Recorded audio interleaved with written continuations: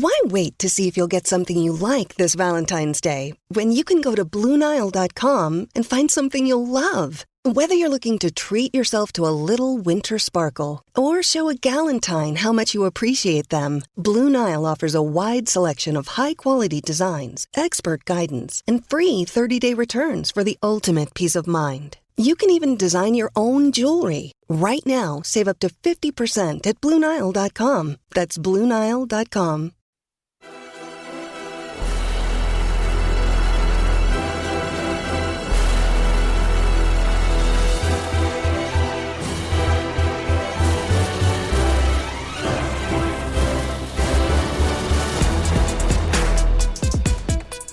American soccer fans, hello and welcome to episode 26 of the Stars and Stripes FC Podcast. On this week's episode, we continue our deep dive into the United States men's national team player pool. It's the midfielders that take focus this time. But before we get into all that, Donald Wine here, co-manager of Stars and Stripes FC.com, where you can find the latest news on the national teams and the players that comprise them. And I wanted to start this episode, you probably heard by the intro, by reflecting on the life of Daryl Grove of the Total Soccer Show. Daryl passed away last week after a long battle with cancer, and it was news that was completely sad to everyone who knew Daryl, whether it was in real life or through the Total Soccer Show that he co-hosted with Taylor Rockwell. If you haven't listened to it before, I highly encourage you to do so. His signature hello and welcome that he did on every show is a thing of American soccer legend. Daryl was always someone who wanted to know more about you. He was genuinely one of the best people that you could meet, incredibly warm and friendly every single time, and he invested in people. I got to know Daryl over the years through different soccer events. He and Taylor living in Richmond, Virginia, and I living about 90 miles north of Washington, D.C. And in 2018, Daryl and Taylor joined the Cooligans and Michael Magic to form the World Cup Comedy Tour, and they got to travel across the country telling jokes and talking soccer with a lot of fans. And I was fortunate enough to be a part of the show when it came to Richmond, Daryl and Taylor's homecoming show. I was there representing the American Outlaws, and we did a nice trivia portion of the show. And I will tell you that Daryl made sure I was ready when it came to naming all the goalkeepers who had played for the men's national team. It was a fun segment. I think they recorded it somewhere in the depths of this internet, and you can find it there. But not only was he warm, funny, and welcoming during the show, he was even more so after the show, where we all got to talk for about an hour before I had to make the drive back home. But that's who Daryl was. He would ask you how you were doing. He'd want to know more about you. He was always happy to talk soccer with you, even if it was his favorite team, Wolves, the Richmond Kickers, anything in American soccer, the EPL or beyond. That was the energy he brought to the Total Soccer Show. That's the energy he brought to life, and that's what we need more of in this soccer space. He was loved and respected by everyone, and it's a huge loss for the American soccer community.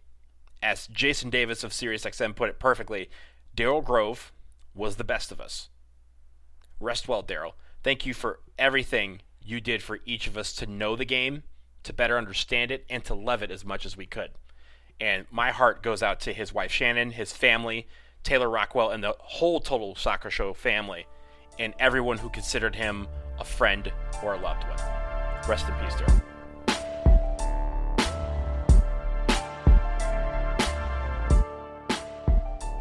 And in the spirit of Daryl, as we've done the past two episodes on this show, we're discussing several players in the men's national team player pool, and we're going to get into the midfield this week. Thank you to all of you who've provided feedback on the post for last week's episode. Based upon that feedback, we're going to break these down a little differently this time. Instead of separating the players by age, we're going to separate them by position. So we're going to have defensive midfielders, box-to-box midfielders, wingers, and attacking midfielders. Obviously, while we're doing a ton of players, not every eligible player is going to be mentioned, and there's no reason behind that other than it's just a sheer ton of players and some slip through the cracks. So my apologies in advance for that. Also keep in mind that we have some versatile players in this bunch. So you'll see some wingers that can play forward or they can play further back in the midfield. You'll see some box-to-box guys that can also double as a defensive mid or be the number 10.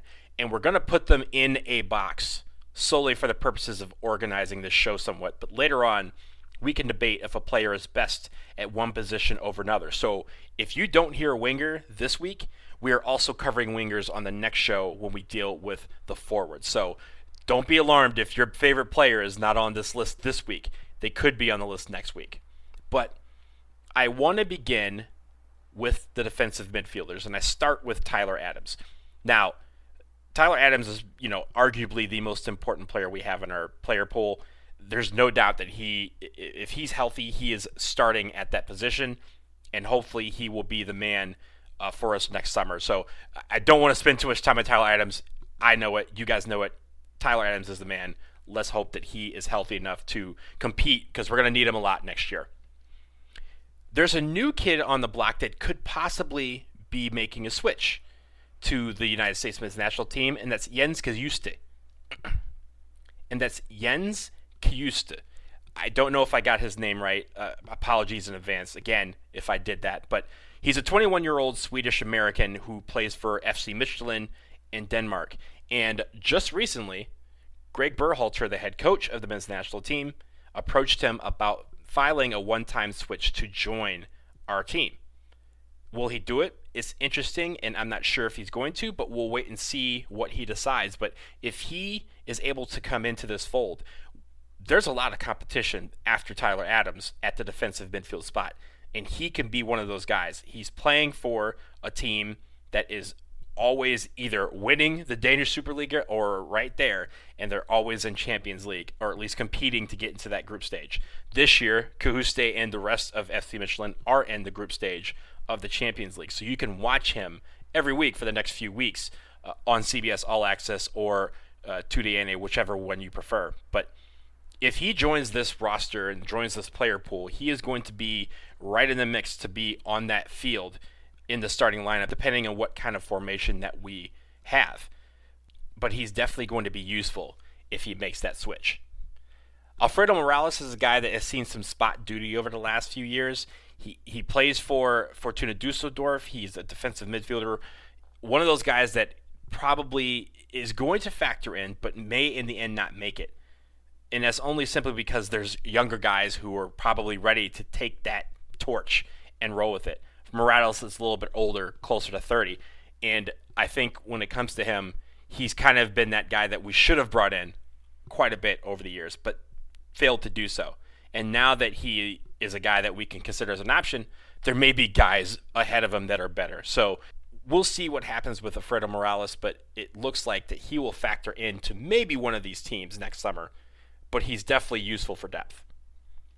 Chris Durkin, another kid, young, plays for Centurion in Belgium, used to play for DC United. My boy, he's doing very well now playing in Belgium, and really that trajectory, I want to see him break out. I want to see him take that next leap, because if he can be, he's a tall guy, he's really big. He can force yourself into a situation. He can drop back and play center back if needed. This guy is very versatile when it comes to defense, and if we can get him to that next level, it'll only make our player pool better. Kellen Acosta, a guy that has been that young star and now is kind of on the outside looking in. Will he make it back into the fold? It's hard to say. I won't rule him out, but as of right now, I think he is on the outside looking in. There's a lot more that he could do to get back onto the playing field for the U.S. men's national team. It's just a question of whether he takes that next leap if he moves to another situation other than Colorado Rapids, or if he is one of those guys that we'll just rely on for January camp and maybe the occasional Gold Cup. Jackson Ewell, look, this guy, he's a young guy. Greg Berhalter loves him. San Jose Earthquake fans love him. I don't, but that's not anything to do with him. I think there's guys better than him. Will he be around for depth? Absolutely. Could he play for the U23s? Possibly. But I do think that when it comes to the men's national team, I hope that our guys that are playing in Europe can be healthy enough to make this team, because if they are, I think they should be on the field before Jackson Ewell. Russell Canals is a guy that I really, I love him. He plays for DC United. When he came over in 2018, he was a godsend. He really turned our team around, helped us get to playoffs. But when it comes to the national team, he's always been right on the cusp, but just not quite made it, whether it be due to injury or due to the fact that DC United routinely plays him out of position. This year, he played more at right back than he did at defensive mid. But I think when it comes to defensive mid, he is a great, great depth option. And if he can, again, just like some of these other guys, if he can take the next step, he can jump to that next level, he'll be a guy that needs to be considered for this national team. But as of right now, he's probably on the outside looking in. Michael Bradley is one of the most important players in the history of the men's national team. I said it.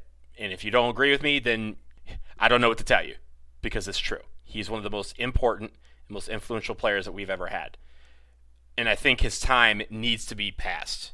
There's guys that are ahead of him. There's guys that are playing better than him right now.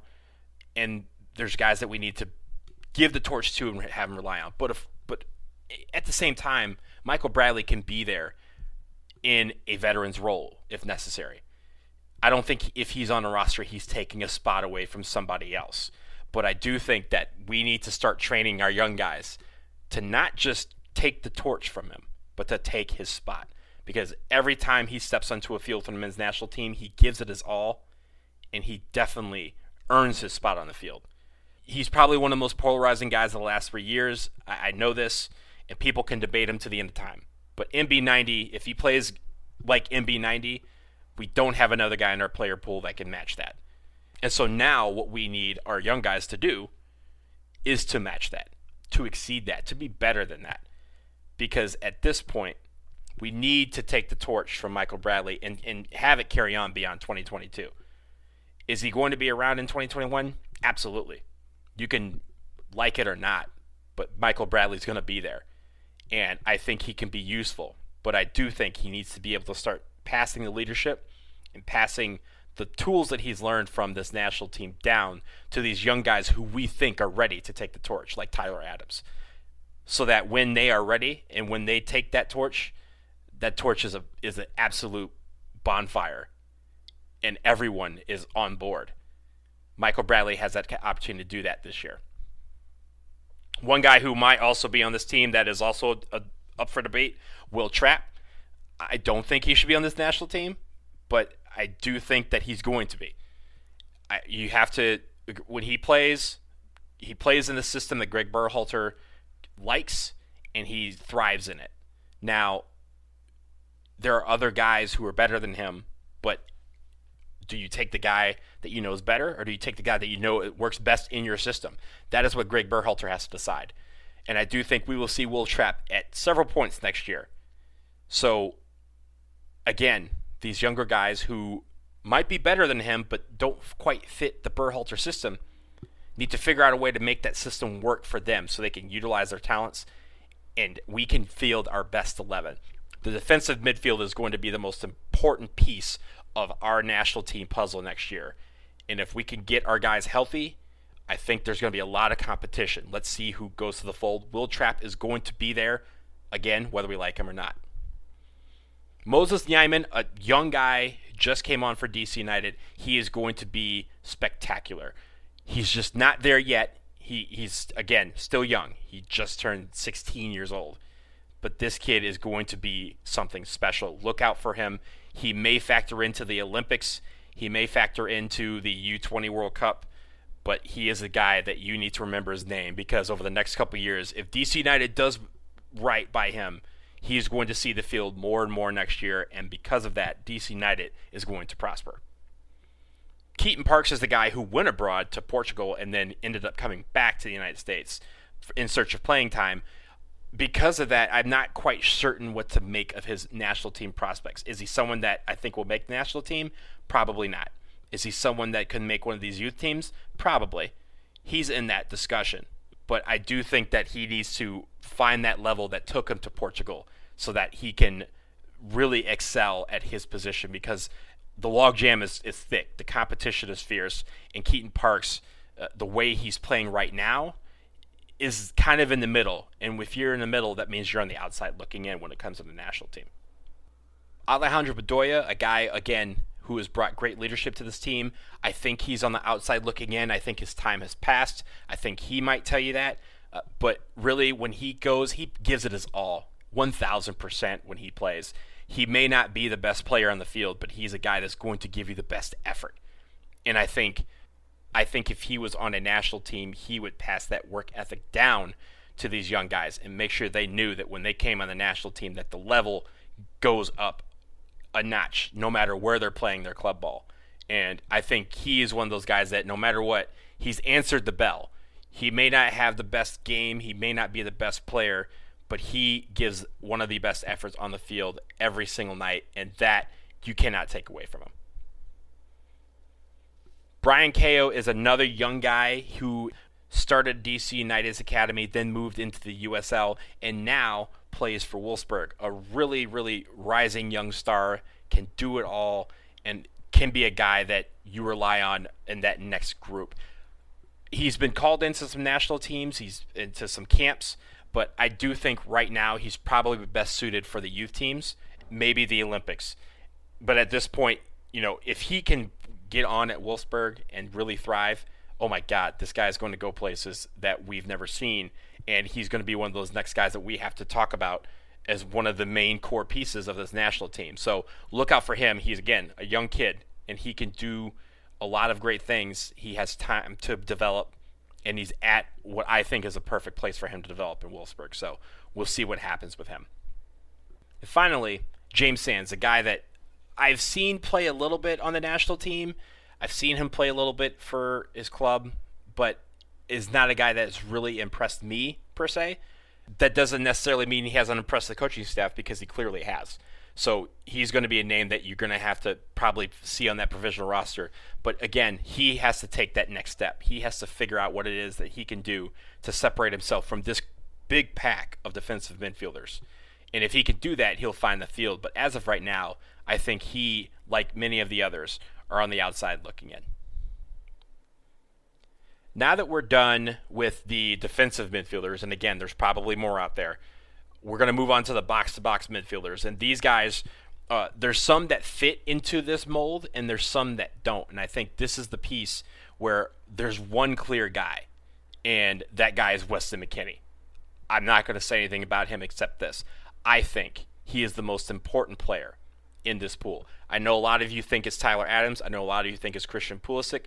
My pick is Weston McKennie, because if we have a guy who can go box to box, can defend and also can attack, can be that bull on the field, be that enforcer if we need it, and also the guy that can be the engine that churns this team forward, that's Weston McKennie. And I don't think anyone else in this player pool has what he has. And that's why I think he's the most important player that we have, in my opinion. So I won't spend much time on him. We know he's going to be part of the squad. Let's go, Weston. Do your thing. Christian Roldan, another guy who is polarizing for a lot of fans, plays for the Seattle Sounders, has played in a lot of games over the last couple of years, but a lot of people are saying that it's because Tyler Adams was hurt, or because Wes McKennie wasn't there, or because Christian Pulisic wasn't in the squad. Whatever that means, he's still one of those guys that you're going to factor in. He's going to be on the field. He's probably going to make a team. Now, will he be on the field? Yeah, he'll probably see some playing time, but it shouldn't be at the expense of, say, Weston McKennie. But he's going to be there, and I think he needs to find it somewhere where he can take it, find that extra gear, that extra energy that we need from him. He needs to be more of an enforcer. He needs to play more in defense. He needs to be more of a creative option on offense. But I do think he has those capabilities. Christian Kappas is a guy that I love. I think that he's great. Hasn't really broken fully into the squad yet, and I think this is his year to do it. I think if he can have a great season, I think he will be a guy that you can rely on and you can count on. So let's see if he can have that breakout season. Let's see if he can really push himself to become a much better player than he already is. And that way we have options when it comes to the midfield, especially when it comes to the guys who go box to box. Brandon Servania is a guy that I think is interesting. I don't know if I would call him in to the national team, although he's had a call-up or two. I just don't think that he's there yet. I think that's a guy that you would rely on for other teams, but the national team, the senior national team, I just don't think he's there yet. Gianluca Busio, a kid that is just all over the place. I think he has some flashes of brilliance. He hasn't quite been consistent enough to put it all together every single night, but he's getting there. And again, he's really, really young. I think his days at Sporting Kansas City are numbered. Sorry, SKC fans. I think he is getting ready to go abroad at some point in the next couple of years, and he deserves it. He needs to go to a place where I think he can shine, and once he does that, I think you will see a lot more of him on this national team. And finally, Sebastian Lletget is a guy that, he scored some goals for us. He's had some really good shifts for the United States men's national team. He's probably not the guy that you want to be in your starting lineup. He's not the first guy you're going to call, but he's definitely going to be on that list. And I think he's a guy that, again, can be a dynamic player for us and can also really come in and back up Wes McKinney, or come in and back up Christian Kappas, or come in and back up Christian Roldan if it comes to that, and be a guy that you can count on down the stretch. He has that moxie, and if we need those guys, Sebastian Lletget should be on that list at some point. So this, I think, is a good chance to pause here for a quick break. On the other side, we'll discuss the wingers and the attacking midfielders of this group. Stick around.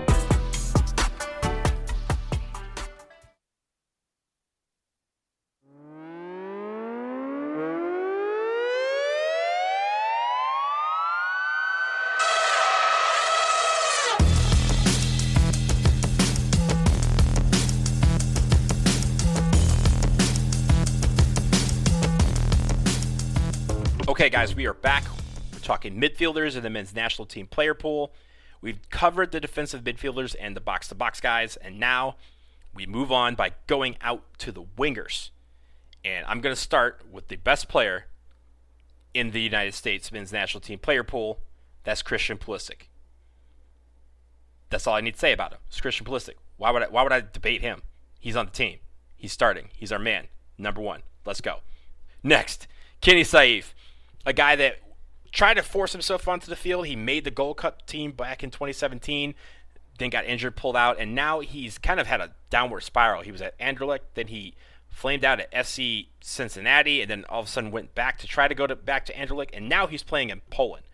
And I'm not sure where his career is going from here, but he needs to turn it around really quick, because otherwise he's not going to sniff the national team's picture much longer. Right now he's pretty far down the depth chart for wingers.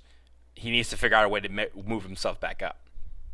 One kid who, again, like Moses Nyman, plays for DC United, a kid that I love, Griffin Yao, is a guy that I think is going places.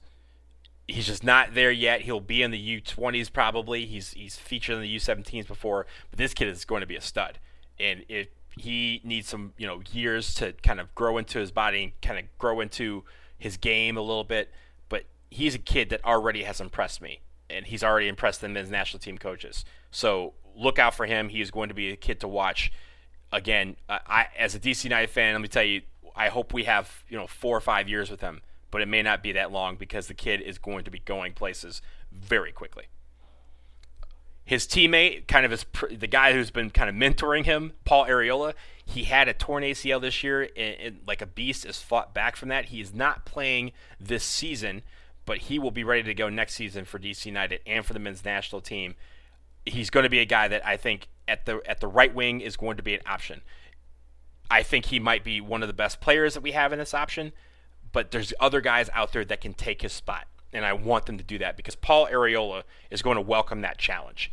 He is not back down from any challenge yet, and if he's become better and he's making other guys around him better, which he does, then that makes for a better national team pool.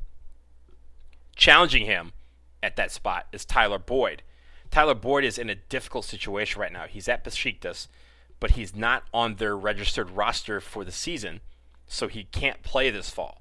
And so hopefully this means, and he just got there, so hopefully this means that he can find a new place for him to play. But in the meantime, if he's not playing, that kind of knocks him down the list of guys that you can call in because he's just not going to be match fit. He's not going to be sharp. I'm not saying it because of his talent, because I think talent-wise he should be on the field. He probably should be starting at this point. But I do think if he loses that match sharpness, then you have to get him to a place where he can get it back before you call him back in. it'll be interesting to see what happens with him this fall and even into the winter, if he can find a loan or even a new permanent situation. But that's going to be very necessary for him this year, because we need him to be at full strength and full sharpness next summer. Kevin Paredes is another guy, another DC United homegrown, another 17-year-old. Kid is dynamite. He has been playing almost every single game for DC United since he signed his homegrown contract. Really broke out at MLS's back tournament and has not stopped since. His trajectory is onward, upward. The kid is one of those kids that, honestly, if DC United doesn't make the playoffs, see if you can call him in for November. See if you can call him in for these next coming games, because I want to see what he can do and kind of get that experience for him. I think that would be beneficial for him. And honestly, when it comes to Kevin Paredes, he's going to be a kid that's going to be right there in the mix for the next decade. And if he can get into that mix earlier rather than later, is going to be better for the national team. Fabian Johnson is a guy that is a legend. For me, he's one of my favorite players. Right now, he's looking for a new club. Borussia Mönchengladbach let him go, let him be a free agent, and he hasn't signed anywhere. He's wanted to get back onto this national team, but if he's not playing anywhere, it's hard to see him doing that. And that really pains me, because I think he is great. But I do think he needs to find a club situation where he's playing regularly before he has a chance of getting back. Emerson Hyndman came back to the United States to play for Atlanta United. He was in search of playing time as well. I think he could be a capable option, but I do think that there's guys better than him right now on the national team at his position. Several guys. So he needs to figure out a way to, leap up that list, up that depth chart. But right now I just don't see him doing it. But that I'm not going to rule him out for any matches next year, because depth is a great thing to have. If we have the depth, we should be using it. I just don't think that he is the number one guy. I don't think he's the number 2, 3, 4, or 5 guy. I think he's a guy that's in the mix. I just don't think he's on the team. Luca De La Torre is another guy that I think can be great, and he's playing pretty well. He's had a couple of move-arounds with his club situation. Now he's settling in a little bit on loan. At the same time, I do think that he's also on the outside looking in. I expect to see him, though, on these matches. It's possible, though, we can see him on the national team for this match coming up against Wales. I want to know if Greg Berhalter is going to do that, if he's going to call in De La Torre, because the player pool in Europe is thick, but it's not that thick. And I think De La Torre has an option of being on that team. I don't think he's one of those guys that we call in next summer for the Gold Cup or for Nations League or for World Cup qualifying. Dwayne Holmes, I want him to get back on the national team so bad, because I think he can do very well, and I like what I've seen from him on the national team so far. He just needs to get back. He was hurt a lot last year. This year he's starting to work his way back into the fold. Hopefully we see him next month if he's healthy. But Dwayne Holmes, man, get healthy as soon as possible, because I think the United States needs your talent, it needs your skills, and I think you can do some damage on this national team. Romain Gall is a guy that I've seen play. I've seen him, play quite a bit. He's very, very good. He's been on the cusp of making that national team, and I want to see more from him. I hope there's a situation where we can call him in, see what he can do. I know he's been hurt a little bit as well over the last few months, but if he's healthy, call him in, see what he can do, because I think the competition at right wing can be really, really fierce if the guys are healthy, if we can call them all in and have them go against each other. That's what I want to see for Romain Gall next year, because I think he can answer the bell, and I think he will be on one of these teams if he's healthy. Indiana Vasilev is a guy, he played last year, several times for Aston Villa, and he's 18 years old, I believe just turned 19, is going to be great. He's played on our youth national teams. I think right now that's where his ceiling is. He's going to be probably a guy that we call in maybe in November, but really for all intents and purposes, he's going to be on that U20 national team, maybe the Olympic qualifying. If he can get back to Aston Villa and really just, hone in and become a regular starter for them and have another guy in the Premier League, I think that vaults him up the charts a lot quicker. And finally, Lyndon Gooch, a guy that a lot of people love.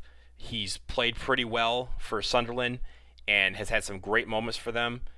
I still don't think he's on the national team. And I think that's solely because there's guys playing in better leagues than Lyndon Gooch is. And that's not his fault. But I do think if he can dominate this year for Sunderland, then he can maybe make a move somewhere else. And if he can do that, then I think, like Indiana, he vaults himself up this depth chart on the wings. And now that we're done with the wings, we will close with the attacking midfielders. And I'm going to start with one that should not be any debate. That's Gio Reyna. He's the man. He's the man. I don't care how young he is. He plays for Borussia Dortmund. He's 17 years old. He sets records every time he steps on the field, every time he kicks the ball. He might be the best attacking midfielder we have. He might be the missing piece that we needed to be creative in the attacking third that we've been missing for quite a while.